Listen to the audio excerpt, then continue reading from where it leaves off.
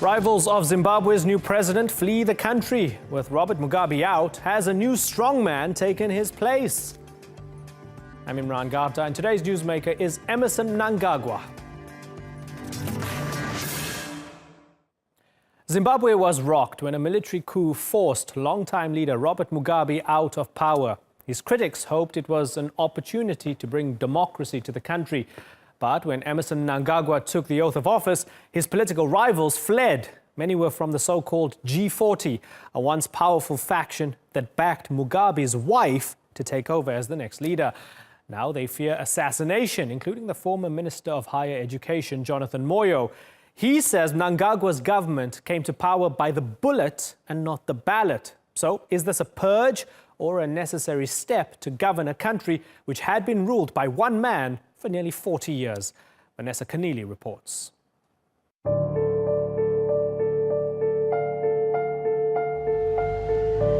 A house call from the president. Zimbabwe's Emmerson Mnangagwa visited opposition leader Morgan Tsvangirai in Harare, where he's been treated for colon cancer. He's fine, he's cooperating very well, and he says he will soon again going back to medical checkups in South Africa. Tsvangirai will need to be fighting fit if he's to challenge Mnangagwa in presidential and parliamentary elections expected to take place in September. It'll be the first time Zimbabweans will be asked to vote since a de facto military coup ousted veteran leader Robert Mugabe in November.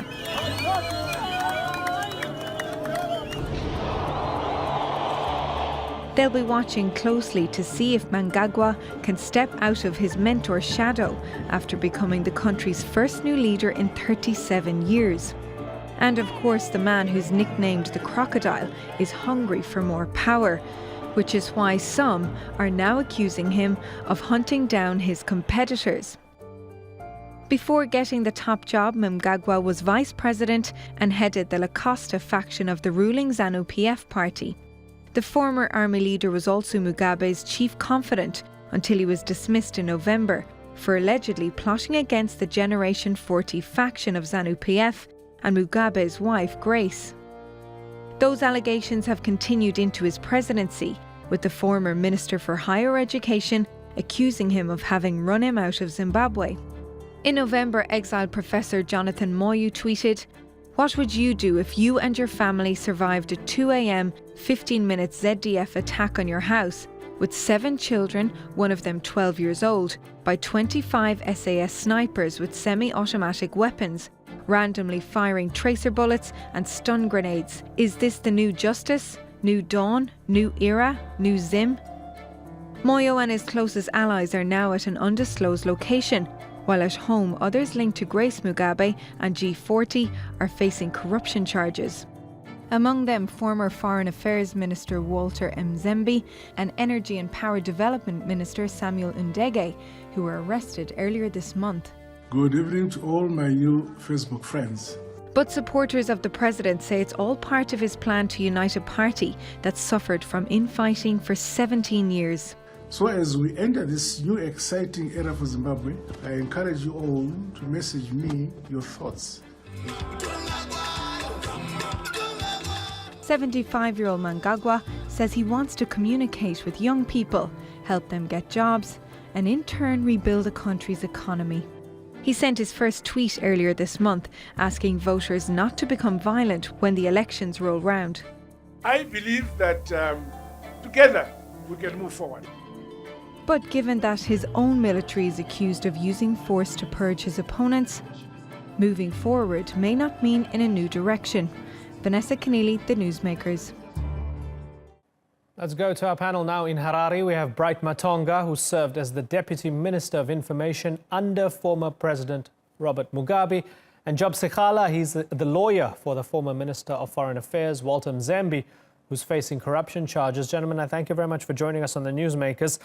Job Sikhala, let me ask you, if in the past almost 2 months, we've seen a purge taking place of the G40 faction, which includes your client.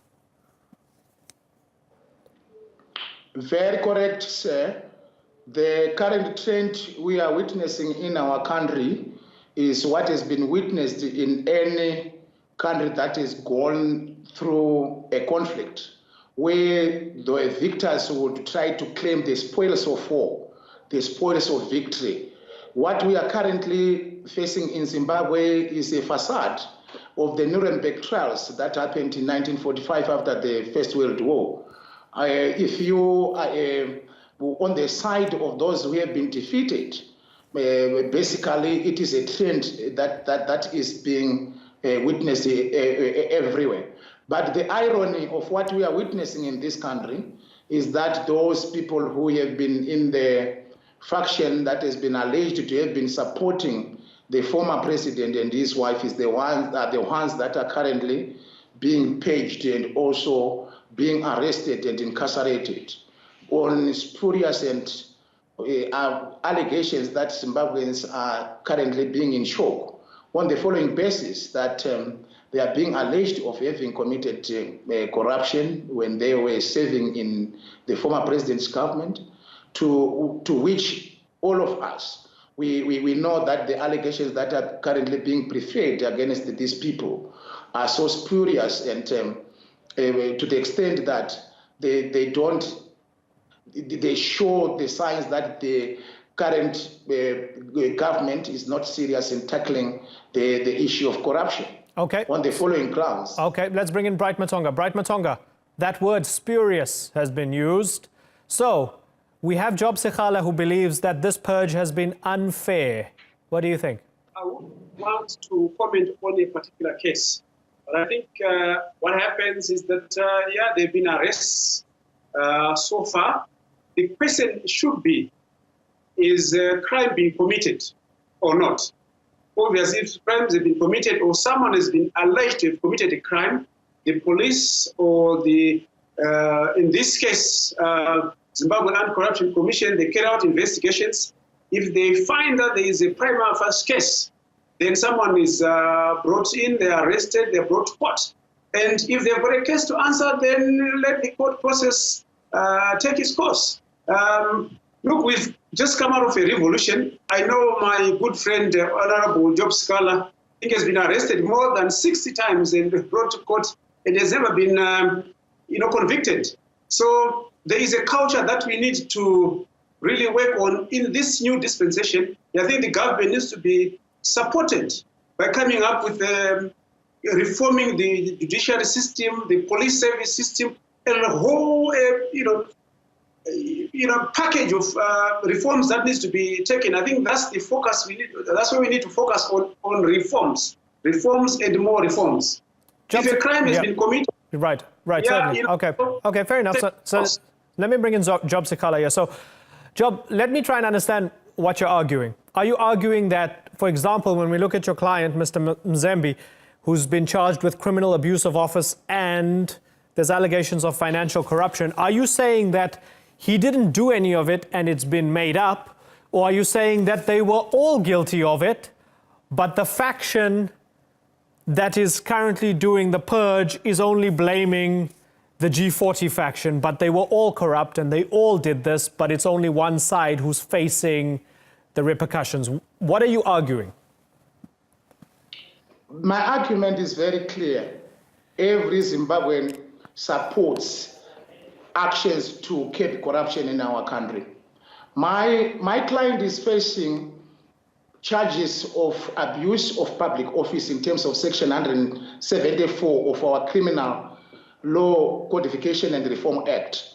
In terms of the provision of that act, it says that a person should have acted in a manner contrary and inconsistent with these duties. Secondly, corruption is defined in our statute as an act whereby an individual has accrued direct benefit from the transaction that could have taken place. The allegations that my client is facing is that he donated some television screens to church organizations and other institutions in our country, to which clearly you would realize that there is no direct benefit to which my client benefited from that. So it's purely political persecution. And we cannot define political persecution as a fight against corruption. The majority of the people whom Zimbabweans know are the ancestors of corruption, are currently in service of this country. I can even give an example that even my colleague, Honorable Bright Matonga, he knows that at one particular point in time, because of political persecution, he was also alleged to have committed corrupt activities in this country, to which he knows it, and he has been saying it publicly, that it was purely political persecution. Okay, so let's take some of what you said. Certainly. Let me take some of what you said, and my apologies for interrupting. I just want to move this forward. So, Bright Matonga, in the past, you had a falling out. You left Mugabe's office, if you like. You were Deputy Information Minister. You resigned. You didn't want to take it anymore. They accused you of corruption. You've seen this movie before. It's just happening with other people now, right? And to take the example that Job has given, he said a few TV sets donated to a church being used as an example of corruption. That's not a war crime. Doesn't it suggest that this is political persecution dressed up as corruption? I totally understand where my colleague is coming from. I think the issue, we're talking about factions. Factions are cliques. And I think if you want to be serious, a faction is an illegal, it's not a constitutional act to be in a faction. So in a particular case, we need to look in this matter in a holistic manner so that there are reforms. Yes, I've been a victim of this process. I stood my ground. I went to court, and I defended myself, vigorously for more than 10 years. You go to court, you got acquitted. They come up with other charges. They say it wasn't clear. But what is required at the moment is that there has to be some reforms, serious reforms, serious legal. Bright, sorry to interrupt you. Yeah. So what some people are saying is that you use the word revolution. Some people are saying there has been no revolution over the past 7 weeks in Zimbabwe. It has merely been a Game of Thrones within the ruling party. It's just a power struggle within ZANU-PF. One side won, Mugabe's camp did not. Nothing big will change. So all these structural reforms you're talking about, they're a pipe dream. They're not going to happen. No, it was a revolution. I led that revolution. I planned the march with the MDC, with the war veterans. I was in charge. I was at the forefront. We were working with opposition political parties because we wanted a new Zimbabwe where we can air our views. Right now, I can assure you that, we are experiencing a new kind of democracy where you can say things without fear of being arrested, where the system used or abused the police or judiciary systems. It's not going to be the case anymore. So really, we need to sit down as Zimbabweans and come up with very serious reforms. And I expect my colleagues, Honorable Job Sikhala, to come up with a white paper and support the reforms and present those to government, so that there can be a process of bringing in reforms so that we don't target people, or people don't suspect that they are being targeted because of their different views. So let's take that. Okay, good point. So, Job Sikhala, are you missing the big picture here? While you have a duty to serve your client, Walter Mzembe, and while he might have a strong case that they have nothing against him, aren't you missing the big picture that Zimbabwe has fundamentally changed over the past 7 weeks? It has become worse, my brother, to be honest with you. It is also incorrect, with all due respect to my colleague, Honorable Bright Matonga, that people in Zimbabwe at the present moment can exercise their democratic right to freedom of expression. Last week, I was battling and fighting in court for one of my clients called Gustin Kativu, who was arrested on a spurious allegation of insulting the president, insulting President Mnangagwa, and also insulting General Chwenga. I went in court and fought for his freedom. He was incarcerated for 21 days, and the government did not want him to be released. They battled him to be kept in prison. We witnessed what happened in Bulawayo a few days ago, when people who were exercising their democratic right to freedom of expression attended a meeting where the president was the guest of honor. And they showed that because of the issue of Gukurahundi, which has been a major debate in our country since time immemorial, and where Zimbabweans think that the current president has been an active participant in that, went there with their placards and demonstrated to him. We know what happened to them. They were arrested, taken to a military camp where they were beaten, tortured, and released without charge. The moment when the police officers wanted to take them to court, the state withdrew their charges on the basis that these people were badly tortured. So we must not celebrate at the present moment. We are watching, and we are seeing the developments as not different from the past. It is getting rather worse, whereby people are being threatened to have peace, to express themselves, and to have their democratic rights of expression being respected. I have given you 2 solid cases of Gustav Kativu, my personal client, whom I was able to obtain his freedom a week ago, and also the people in Matabeleland who were arrested from Mutwaka's Republican Party. Bright Matonga, 2 rock-solid cases. Can you disagree with any of that? I can't comment on cases that are for the courts. I think the Honorable Sikhala is very right. The mindsets that we need to work on, because remember, these are still the same structures. You remember, I spoke about reforms. We really need to sit down, we really push for reforms. This is the freedom that we wanted. It won't come overnight. We really have to fight, and I support Honorable Sikhala that, there is need to be a fight. We can't sit on our rollers and say, hey, things are okay, because there are still the same structures, still the same people, still the same system that needs to reform. So let's come up with legislative reforms, that come up with what we call a white paper and submit that to the Judicial Commission and submit that to Parliament. Both of us have been members of Parliament, and the process, we are very aware how we should push for reforms. Definitely, there's a lot of work that needs to be done.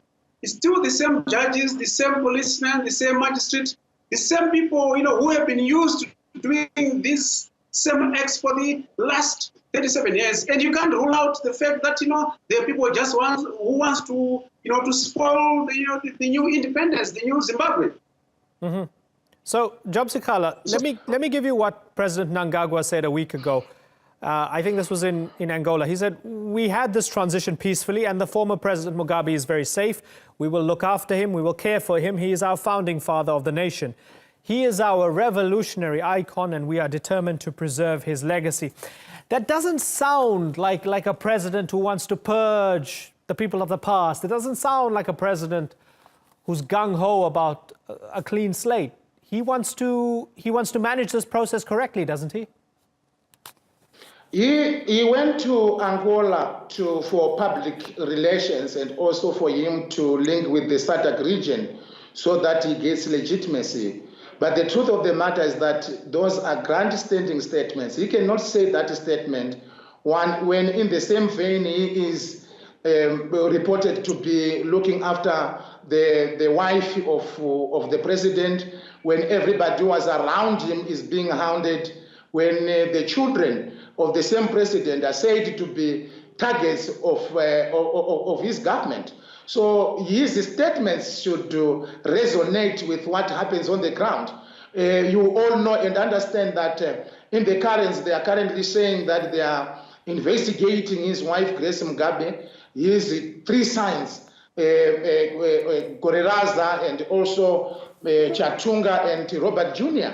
How would you say you want to protect the legacy of the man when in the same vein you are hounding and incarcerating his family, to which Mugabe can not only be the only person whom they want to create their legacy? The process that we are currently going through is a prosecution of Mugabe's legacy, that all the people who have been supporting him are corrupt. All the people who have been around him are evil, and they must be incarcerated in court. That's why you realize that only people who have been in support of Robert Mugabe at the material time are the people who are currently being incarcerated. Like what I earlier said and said in this interview, the ancestors of corruption are the ones who are currently top officials of this government. Okay, Zimbabweans are not fools, they know it. Okay. If you come and move in the streets of Zimbabwe today, some people are starting to regret that Mugabe was better than this farce we are witnessing today. Okay, and that's going to Other be people are interesting. already That's going to be regretting interesting to Mugabe. notice. Certainly, but they haven't really taken to the streets and protested. There's nothing we've seen so far. Bright Matonga, to the point that the authorities are going after Grace Mugabe, they're even going after her PhD and so on. Is that the right thing to do? Even though Mugabe himself, the old man, is being left alone, this new administration is going after his family. Is that the right thing to do? Those are rumors. No one has been called to the police. No one has been arrested. But surely, if they are not covered by immunity, they are Zimbabweans, they should come to court. If they committed crimes, there is no way they should be left to roam the streets. They have to be covered by immunity. If they're not covered by immunity, surely we can't apply the law selectively. And I want to repeat that if a faction is unconstitutional, and we can't debate on unconstitutional issues. If someone has committed a crime, surely they should come to court. We've been victims, myself and Honorable Job Sikhala, we've been arrested, been brought to court for years, and there was nothing, but you just have to stand on your ground. Right. There is an inconvenience, Okay. It is painful.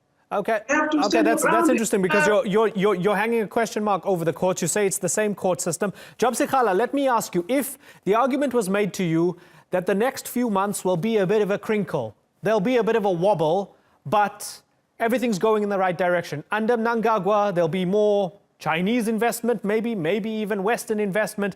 The economy will be stabilized. Things like land reform and indigenization will be sorted out and the policies will be solid and they'll move forward. But at the moment, it might just be a little bit difficult and there might be some settling of old scores just for a little period of time because that's history, that's how it's done. Would you accept that argument? We don't want to debate speculation. We want to debate results. We have been fed with the statements since these people came to power, and we are now tired of their statements. We want to see more action on the ground. Rather than concentrating on persecuting people, this country has a lot of challenges. We want to see the economy moving, but things are getting worse. By the time when Mugabe left power, 1 kg of meat was costing $5.50 United States of American dollars. Now it's going for $10, the cheapest, and the most expensive one at $15. The loaf of bread has been costing in most bakeries 50 cents US dollars, but now it's $1.50. Prices have skyrocketed. Still, there is a massive shortage of cash in our banks. People are not able to access their cash. Serious problems are confronting this country. Rather than concentrating on trivia, this government must start to take serious action in fixing the economy, in concentrating on issues that the people of Zimbabwe are interested on. This country has been on a downward trend for a long period, and we are 50 years behind other nations in Africa. We want to see a leader with a vision who will be able to take Zimbabwe to the next step, not to chase after people who have donated television screens to public organizations in line with their mandate as ministers in promoting the policies of their ministries. We don't want to see the government that chases behind people who have been found with 10 tons of sugar beans, as if 10 tons of sugar beans could have had a massive effect to our economy. We don't want a government that chases after people who are having 10 tons of mealie in their homes, as if 10 tons of mealie in their homes would have caused Zimbabwe to crumble. They've got a huge task, a huge challenge to fix our economy and to fix Zimbabwe. Rather than concentrating on trivia, these people are losing the game and the plot. They must go for serious business. Yeah, it's been a pleasure talking to both of you, Bright Matonga and Job Sikhala. Thank you very much for joining us here on the Newsmakers.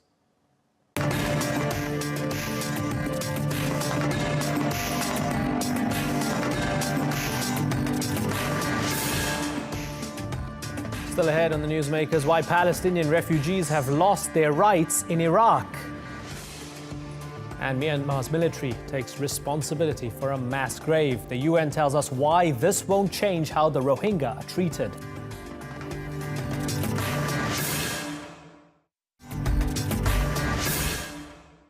Palestinian refugees living in Iraq have enjoyed the same benefits as citizens of the country since the rule of Saddam Hussein. They've been given healthcare and education, tax exemptions, and have been allowed to work for the government. But all that has now changed. Iraq's president has approved a law that strips the Palestinians of those rights and classifies them as foreigners. Getting a job will become tougher, and the few thousand Palestinians who remain in Iraq may have to leave. We'll debate what's behind the decision in a moment, but first, this report by Shoaib Hassan.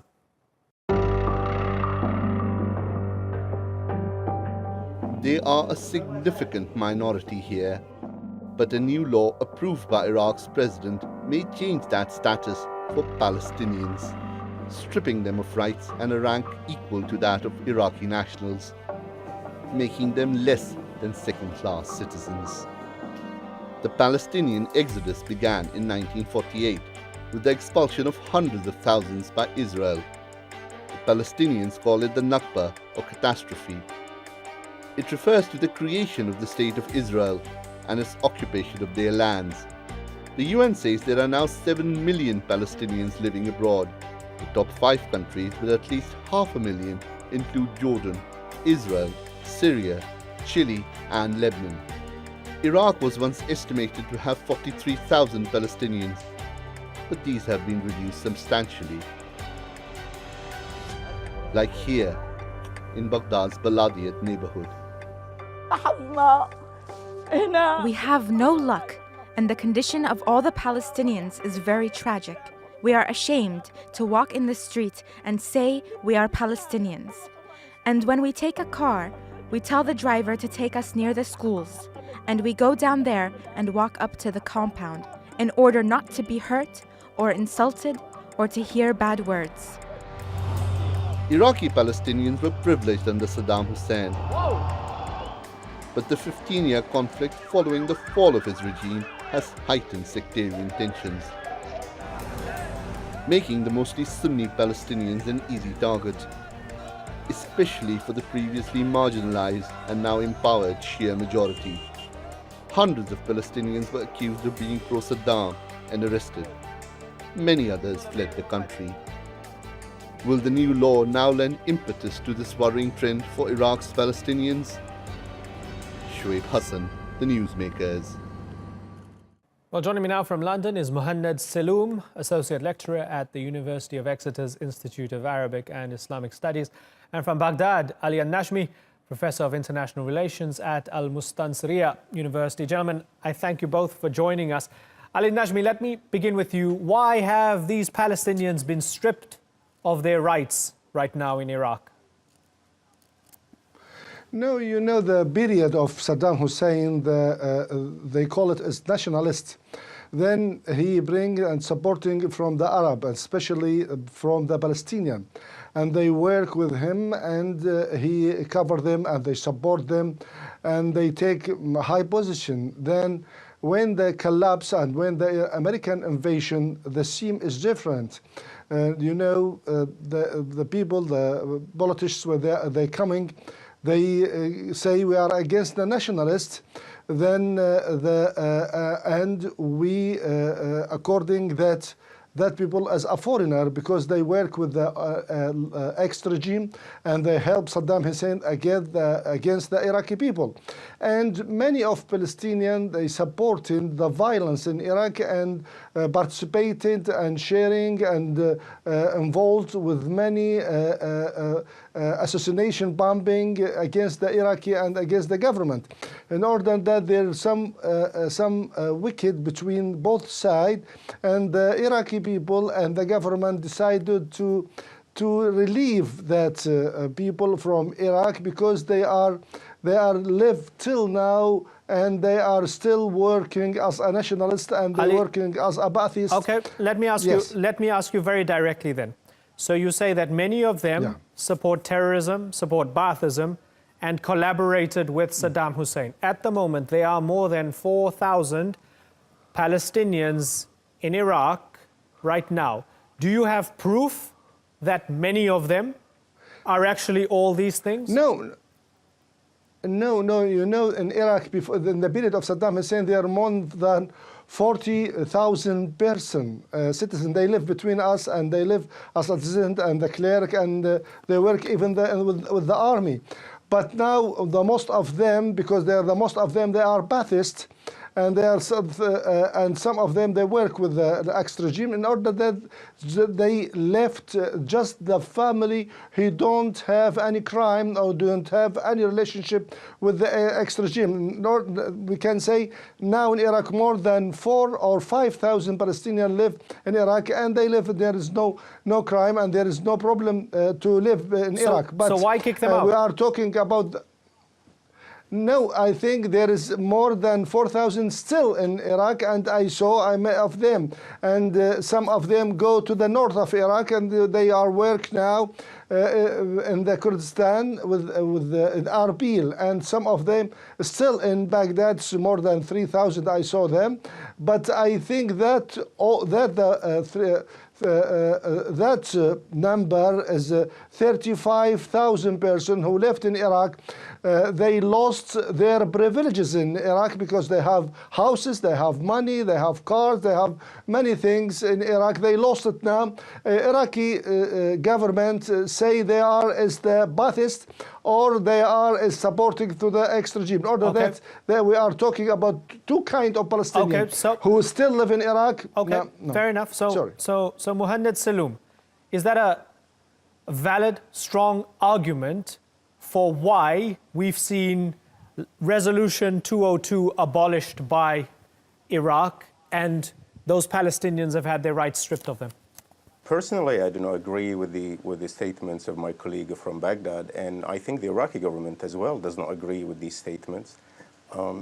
As recent as December 2017, several weeks back, the Iraqi government made another statement about a clarification about the law number 76 of 2017, saying that all Palestinians' rights are protected and that they will be protected by special laws. And in 2018, I think the Palestinian ambassador to Iraq also met with the Speaker of the Iraqi parliament, and they discussed the ramifications of the new law passed, which abolishes law number 202 of 2001. So I don't think that the accusations leveled against Palestinians were accurate. I don't think the Iraqi government also adopts this rhetoric. However, going back to the very law itself, I think stripping Palestinians of their rights and privileges, which were protected by the Iraqi government, not only under the previous government of Saddam Hussein, since 1948, all Iraqi governments protected Palestinians' rights, especially their status as refugees, and they protected them indefinitely until they return back to their homeland or a settlement is reached with the Israelis. I don't think the Iraqi government made these statements before or any accusations against Palestinians after 2003. What happened really after 2003, Palestinians in their neighborhoods, they were attacked by outlaw militias and armed groups, and they had to leave the country. And there was a pressure and condone, and these actions were condoned by the government then. And they were, I think, they were forced to leave their homes and go to camps in Tenef on the borders with Jordan. Ali, is what's happening the fact that Iraq has a lot of problems? I mean, it's had terrible problems over the past few years with Daesh and so forth. Recently, suicide bombings again. Is Iraq saying we have too many problems of our own? Palestinians, you are a headache, so we're going to make it difficult for you so that the remaining 4,000 can just up and leave. We don't care where you go, but please just leave because we have too many problems of our own. Is that basically what Iraq is saying? No, there is many reasons behind that, because, you know, Iraqi, as my colleague in London mentioned, Now, the living in Iraq is very bad, and I think it's very difficult. And you know the bombing and many problems. In order that there is no one, the Iraqi people, they left Iraq but the Palestinians, they have friends and they have relatives in many countries, especially in Gulf and in Jordan. In order that they left, but as my colleague mentioned, yes, the militia forces them and attacked them, and because they say they are Ba'athist, and they are working with the ex-regime. But I think this is not right, because many Palestinians, they work with the Iraqi people and they with the clean hand.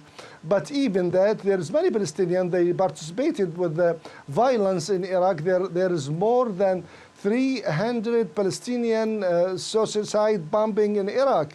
They're coming even from Israel. In order that that makes some wicked and some problem between both sides. But I don't think the Iraqi government now they will take the decision against the Palestinian, because the Palestinian is Arab, and you know the relationship between Iraq and the Arab. I think it's it's better. So Ali, but I don't think they will. Certainly. Yeah, okay. So let me ask you then. Sorry. What do you think will be done? Because we've had Iraq's Speaker of Parliament, as was mentioned by the other guest, Salim Jabouri, mentioning to the Palestinian ambassador, we're going to find a formula, a legal formula, to get around this. So we have the law that was stripped, and then we have the Speaker of Parliament saying we're going to find a solution to that. What do you think the solution will be? What is it going to look like? No, I think the government and even the Iraqi people, they say hello to the Palestinian when they are returned to take their privileges and to take their own rights. But I don't think that the Parliament, they will passing this kind of resolutions because of this decision.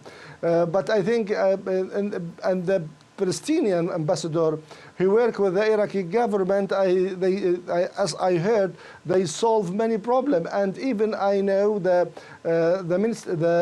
president of Palestine, Mahmoud Abbas, sent many letters to the Iraqi government and to the prime minister to solve many problems. But I don't think that the parliament of Iraq, they will decide something clearly and directly against the people of Palestine in Iraq.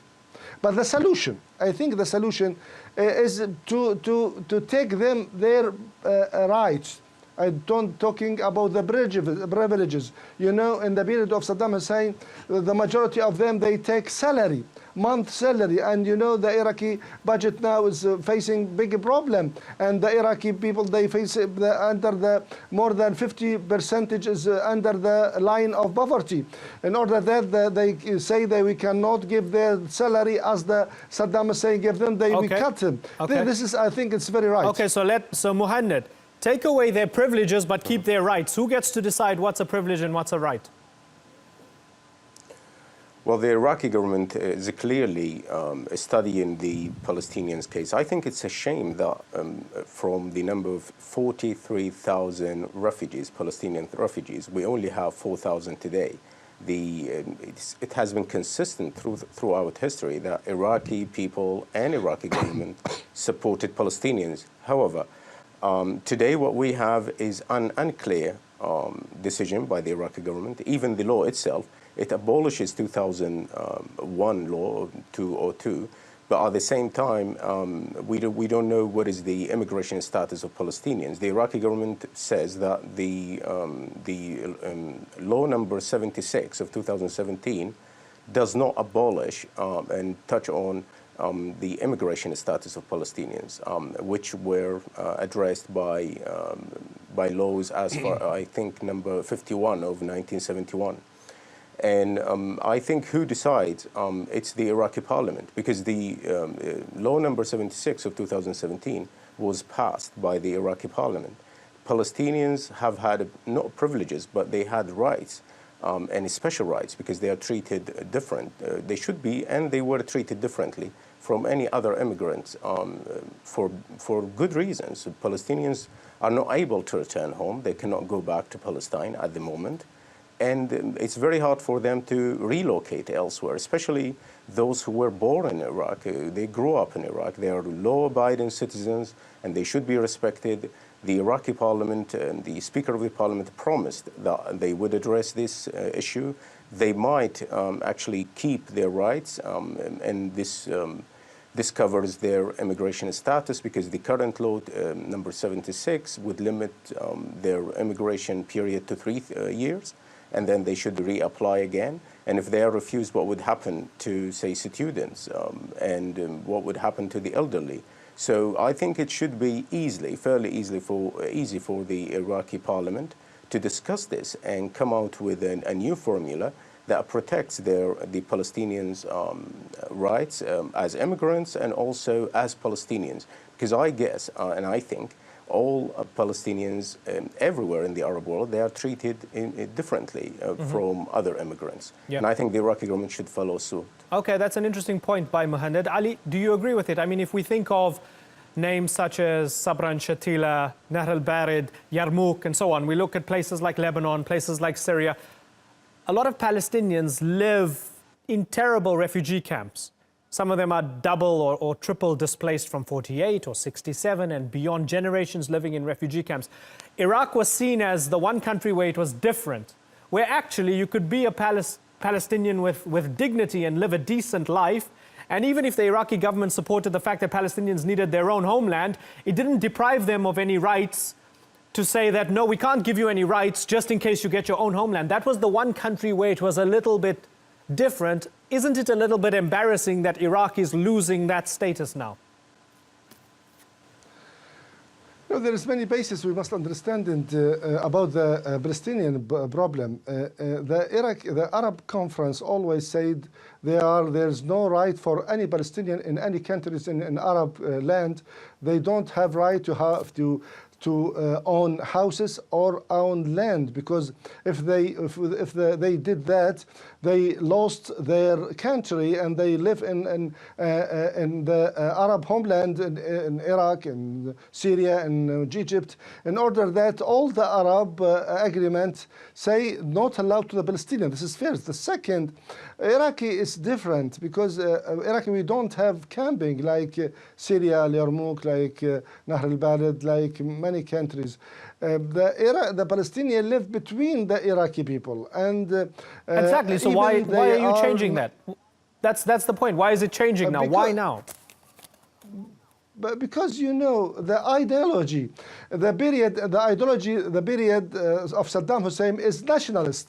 And they say, they arise a slogan, we are Arab, all the Arab is equal, and we are going to liberate Palestine, and all the Arab is equal, and we are going to unite Arab. In order that now they change, the ideology change, because the Iraqi now they say, we are a nation, we are Iraqi, and we are suffering from Arab, and because they say the Arab attacked us, the Arab steal us, the Arab hate us as the Iraqi people. In order that the ideology they different from nationalists to the Iraqi nationality. In order that they change, then they don't allow for the Arab to take privileges. They have many things in Iraq, established company in Iraq. In order that I think the ideology is different, and even, you know, something changed in the Arab attitude.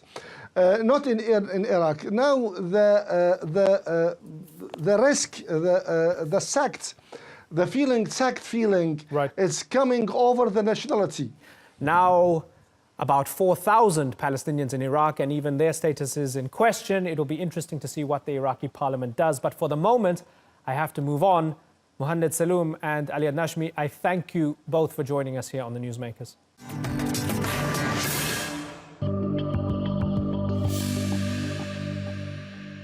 We see what has happened in Indin as literally the tip of the iceberg, that there are a lot more abuses that have to be found and investigated, and we have very little faith that the Burmese government or army will actually do that.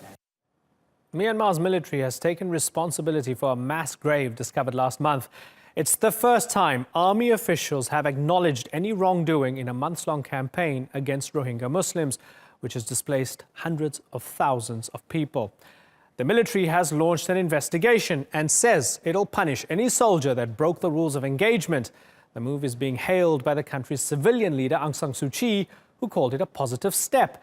But critics are fearful of a cover-up. The military has already downplayed the possibility that those killed were civilians, instead claiming the grave contained rebel fighters. Well, I'm joined by the UN Deputy High Commissioner for Human Rights, Kate Gilmore. Thanks so much for joining us. Kate, the fact that we have the military of Myanmar saying, yes, we take responsibility, we are responsible for the killings of 10 Rohingya Muslims in a mass grave, is that encouraging? It's a step in the right direction, but my goodness, it's a small step. When you think that 655,000 people have been forcibly displaced, fleeing under fear from military action since August of last year, acknowledgement of one mass grave is important, but so far from sufficient as to not address concerns that there has been no accountability, not the least because there's been no comprehensive, impartial, fact-finding investigation of these heinous crimes. And as a result, we have today about 870,000 Rohingya in Bangladesh, making the world's largest ad hoc refugee camp and leaving people in situations of dire health concerns. 95% have no access to drinkable water. 2/3 of Rohingya in the camps are without sufficient nourishment, and there are no viable prospects for their return. The fact that they make it difficult for you to get access on the ground to investigate properly, and they don't quite cooperate with international bodies, how do you get to know what you know? The United Nations has sent a number of missions over a long period of time now, seeking to understand the details of the root causes, the manifestations of the violence and the impact on the people.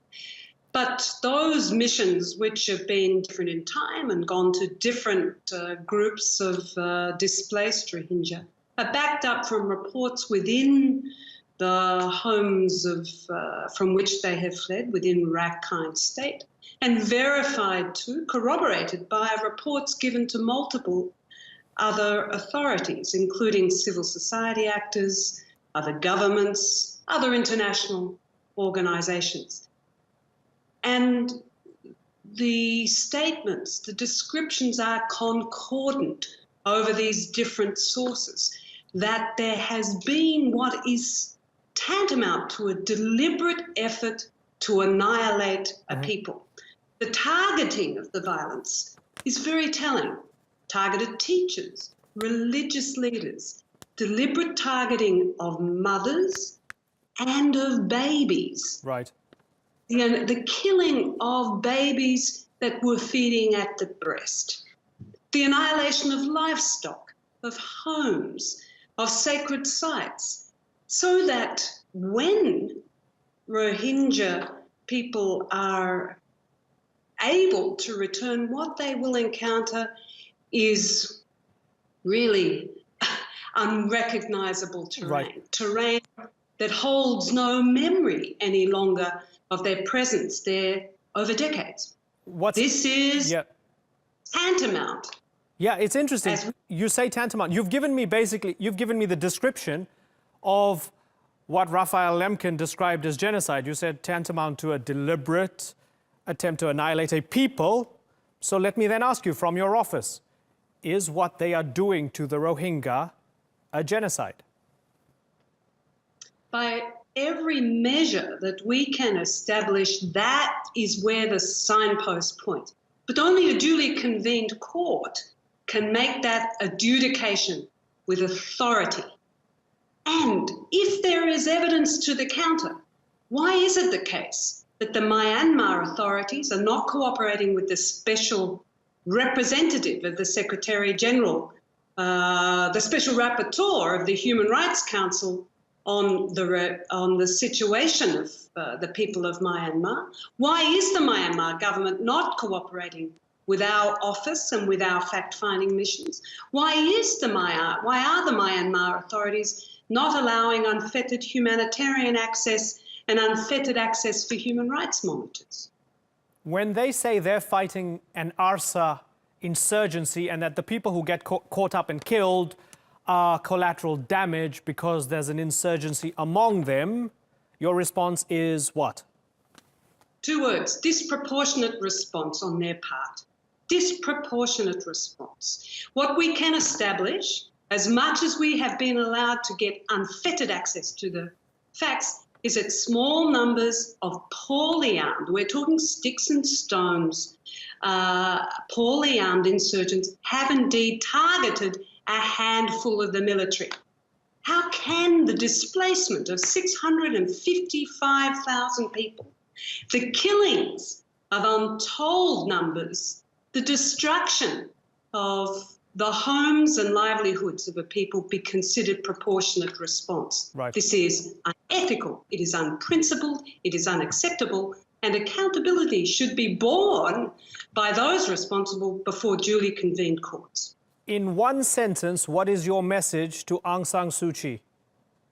Stop the violence, stand up for your own people's rights inclusively. You are not government of a part of the country, you provide government to all the country, inclusive of the Rohingya. Kate Gilmore, the UN Deputy High Commissioner for Human Rights. It's been a pleasure talking to you on the Newsmakers. Thank you very much for joining us. That's all for this edition of the Newsmakers with me, Imran Garda. You can check out more of our stories on YouTube, Facebook and Twitter. Remember to like, follow and subscribe. Next time, the US confirms it's forming a Syrian border force led by the YPG. Turkey says it's a threat to its national security. How will Ankara respond? Until then, thank you for watching. Bye-bye.